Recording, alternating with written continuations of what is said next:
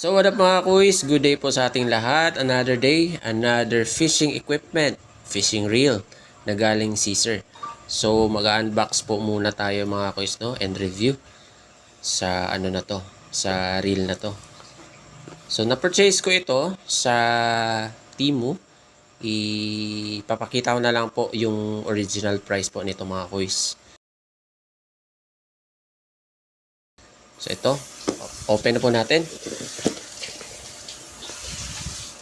So ito nga, yung first na bumungad sa atin is yung fishing reel. Yung knob niya. And then the Caesar manual. So ito, so set aside na natin yan kasi di natin yan need. Ito muna. So itong Caesar na Cyberon guys is originated from Caesar. And then, manufactured po ito mismo sa Japan. So, check natin guys, no? So, yung spool is aluminum po siya. And then, 3000 series po siya. So, i-ano muna natin to siya guys. Ilalagay muna natin yung knob. So, ito nga mga kuys. Ambidextrous po yung knob niya. Pwede sa left, pwede din sa right.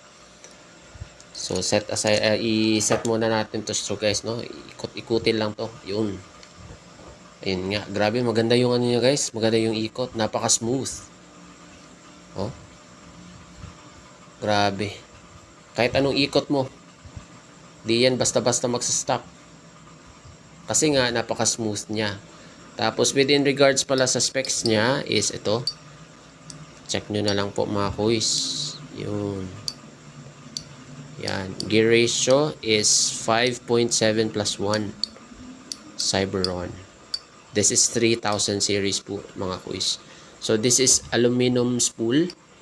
Aluminum po yung ano niya. Ay brass po pala yung sa loob niya. Oh, ganda. May clickers talaga. Oh. Tapos aluminum po yung body niya. Aluminum din yung handle niya. As well as dito din po. So this is perfect for salt water and for fresh water. So check muna natin yung loob ng spool mga kuys, no? Kasi pwede kasi ito sa ano, pwede kasi ito sa ano, salt water. Check niyo muna yung loob niya, guys. Yun. Napakaganda. This is a fast review lang po mga kuys, no? So hindi ko na lang i-breakdown lahat ng mga ano ng mga specs niya. Pero ipapakita ko na lang po dun mismo sa description yung anong full specifications niya. So kung naghahanap po kayo ng ano ng budget friendly pero hindi naman po talaga ganun kamahal, I preferred Caesar guys. Kasi ever since talaga na nag-upgrade ako ng mga fishing reel, Caesar talaga na brand yung para sa akin. Yung pinaka-trusted ko guys. Kasi may OER 2500 series kasi ako. Nakaset up yun sa ano. Nakaset up yun sa Kapong 732 ko na light. So, ito nga. So, ano pang hinihintay nyo? Order na po kayo nito sa Temu guys. Affordable lang po siya. At mabibigyan po kayo ng magandang discount doon kasi bumababa kasi yung presyo nito guys kapag na-add cart nyo siya. Hintayin nyo lang na mag-offer sila mga kuys. Ayun nga mga kuys, no? So i-ano na lang natin.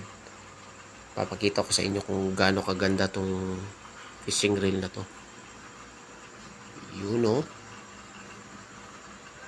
So ayun lamang mga kuys. Maraming salamat po. Yun lang. Thank you. God bless. Paalam. Ciao.